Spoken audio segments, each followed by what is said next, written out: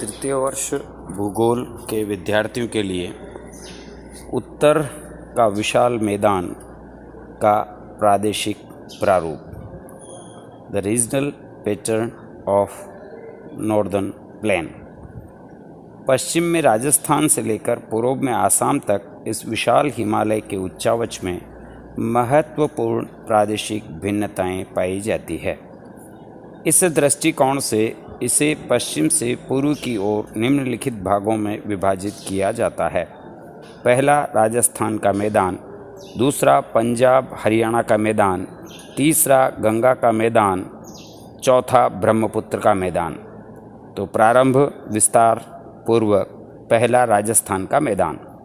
इसका विस्तार मुख्य रूप से राजस्थान के पश्चिमी भाग में अरावली पहाड़ियों से भारत पाकिस्तान सीमा तक है। उत्तर पूर्व से दक्षिण पश्चिम दिशा में इसकी लंबाई 640 किलोमीटर है। इसकी औसत चौड़ाई 300 किलोमीटर है। इसका क्षेत्रफल 1,75,000 वर्ग किलोमीटर है। इस मैदान को मूल रूप से दो भागों में विभाजित किया जाता है। इसका पहला नाम है मरुस्थली और दूसरा है राजस्थान बांगड़। मरुस्थली ये मारवाड़ मैदान का अंग है। यहाँ पर बालू की अधिकता है और बालू के स्तूप अधिक संख्या में पाई जाते हैं। कहीं कहीं पर धरातल के ऊपरी भाग पर नीस, सिस्ट और ग्रेनाइट चट्टानें दिखाई देती है।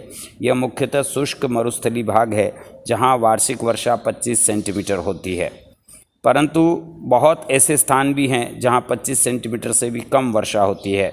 जहाँ कहीं भी सिंचाई की सुविधा उपलब्ध है वहाँ पर गेहूँ, ज्वार, बाजरा की खेती की जाती है। जैसलमेर के निकट कुछ छोटी छोटी झीलें हैं जो बहुधा सूखी पड़ी रहती है, पर राजस्थान नहर के आने के पश्चात, इंदिरा गांधी नहर के आने के पश्चात इस क्षेत्र में कृषि का विकास हुआ है। दूसरा भाग है राजस्थान बांगड़। राजस्थान के मैदान का उत्तरी एवं उत्तरी पूर्वी भाग उच्च प्रदेश है, राजस्थान बांगड़ कहलाता है। यह उत्तर पूर्व से दक्षिण पश्चिम दिशा में विस्तृत है।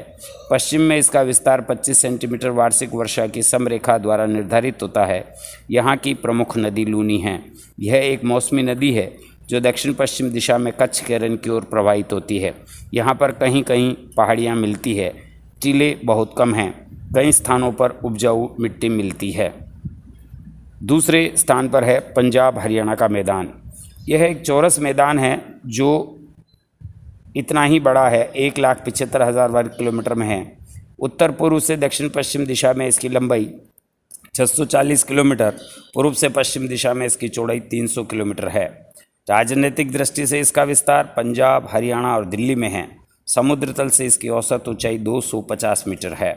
उत्तरी भाग में यह 300 मीटर ऊंचा है, जबकि दक्षिणी पूर्वी भाग में इसकी ऊंचाई लगभग 210 मीटर रह जाती है। सतलुज, व्यास, रावी, चिनाब तथा झेलम नामक 5 नदियों द्वारा बने हुए इस मैदान को पंजाब का मैदान कहते हैं। यह दोआबों का बना हुआ मैदान है। 2 नदियों के बीच के क्षेत्र को हम दोआब कहते हैं। इस मैदान के 5 दोआब प्रसिद्ध है। पहला व्यास एवं सतलुज के बीच बिस्त जालंधर दोआब, दूसरा व्यास एवं रावी के बीच का बारी दोआब, तीसरा रावी एवं चिनाब के बीच का रेचना दोआब, चौथा चिनाब एवं झेलम के बीच का चाज दोआब, पांचवा झेलम, चिनाब एवं सिंध नदी के बीच का सिंध सागर दोआब। विभाजन के फलस्वरूप इसका कुछ भाग पाकिस्तान में गया है और अब सतलज, व्यास एवं रावी नदी के मैदानी भाग भी इसमें सम्मिलित है। सतलुज नदी के दक्षिण की ओर स्थित भूभाग को मालवा मैदान कहते हैं। शिवालिक की पहाड़ियों के साथ लगते हुए मैदान में अनेक छोटी छोटी नदियों ने बड़ी मात्रा में अपरदन किया है, जिसके कारण यहाँ पर बहुत बड़ी संख्या में खड्ड मिलते हैं। नदियों द्वारा बनाए गए इन खड्डों को स्थानीय भाषा में चोश कहते हैं। इस प्रकार के चो पंजाब के होशियारपुर जिले में सर्वाधिक रूप से मिलते हैं। यमुना नदी इस मैदान की पूर्वी सीमा बनाती है, अतः सतलुज तथा यमुना नदियों के बीच का भाग भी पंजाब के मैदान में सम्मिलित किया जाता है। घाघरा तथा यमुना नदियों के बीच का मैदानी भाग हरियाणा के अंतर्गत आता है। यह भाग सतलुज और यमुना नदियों के बीच जल विभाजक का काम करता है। घाघरा एक मौसमी नदी है जो पंजाब और हरियाणा के बीच राजनीतिक सीमा बनाती है। प्राचीन काल में एक बहुत बड़ी नदी होती थी जिसे सरस्वती नदी के नाम से पुकारा जाता है। घग्गर इसका एक नाम है। दक्षिणी हरियाणा और राजस्थान के बालू की टीले और अरावली पहाड़ियों के दूरस्थ भाग इस मैदानी भाग में विविधता लाते हैं। तीसरे स्थान पर जो बड़ा प्रादेशिक विभाजन है वो है गंगा का मैदान। गंगा का मैदान उत्तर प्रदेश, बिहार और पश्चिमी बंगाल में विस्तृत है। इसका डेल्टाई भाग पश्चिमी बंगाल और बांग्लादेश में विस्तृत है। गंगा का डेल्टा विश्व का सबसे बड़ा डेल्टा है। यह मैदान हिमालय से निकलने वाली गंगा और उसकी सहायक नदियां यमुना, गोमती, घाघरा, गंडक, कोसी की निक्षेप क्रिया द्वारा बनाया गया है। दक्षिणी पठार के उत्तर में बहने वाली नदियों चंबल, बेतवा, केन और सोन ने भी इस मैदान के निर्माण में अपना योग दिया है। इस संपूर्ण मैदान का सामान्य ढाल पूर्व और दक्षिण पूर्व की ओर है। गंगा के मैदान को भी 3 उप विभागों में विभाजित किया जाता है।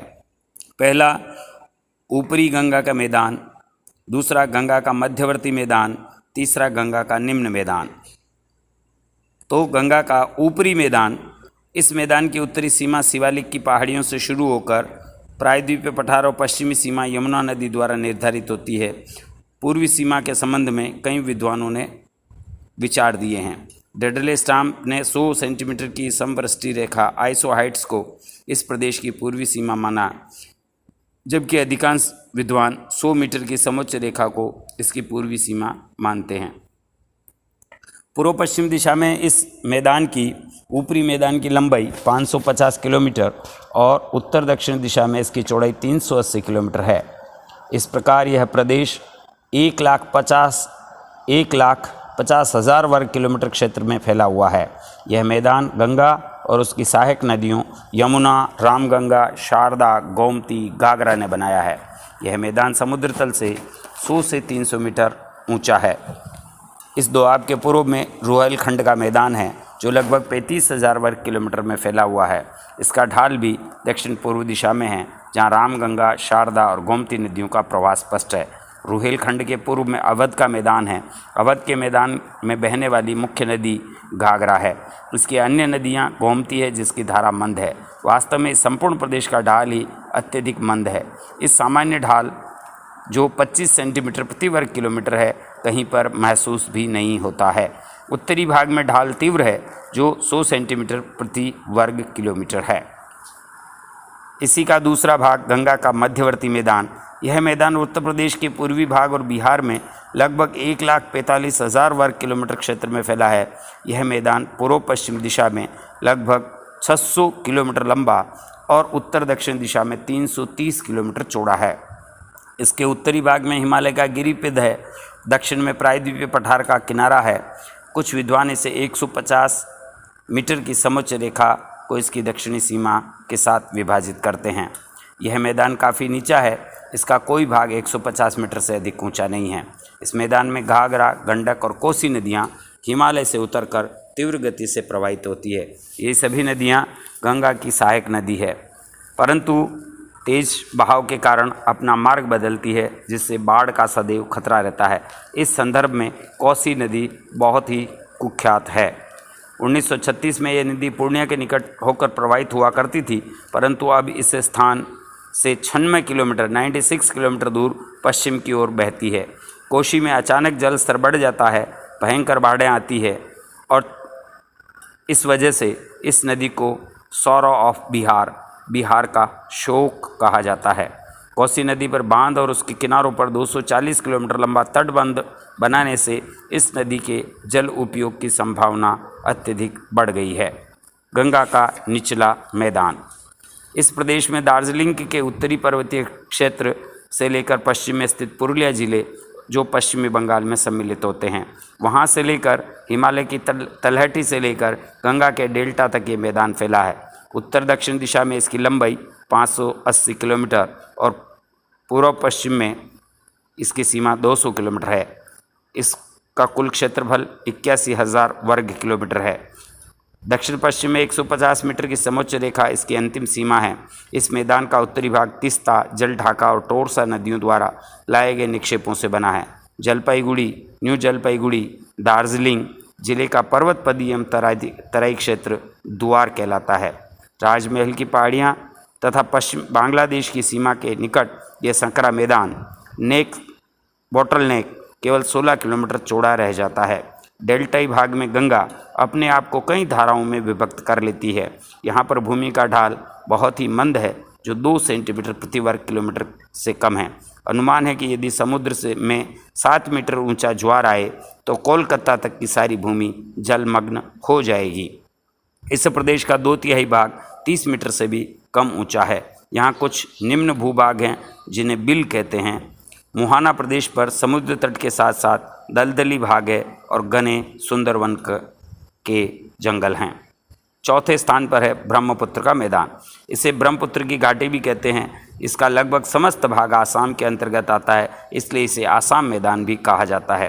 ये 3 ओर से पर्वतों और पहाड़ियों से घिरा हुआ, इसके उत्तर में हिमालय की श्रृंखलाएँ, पूर्व में पटकोई और नागा की श्रेणियाँ, दक्षिण में गारो, खासी और जयंतिया की पहाड़ियाँ हैं।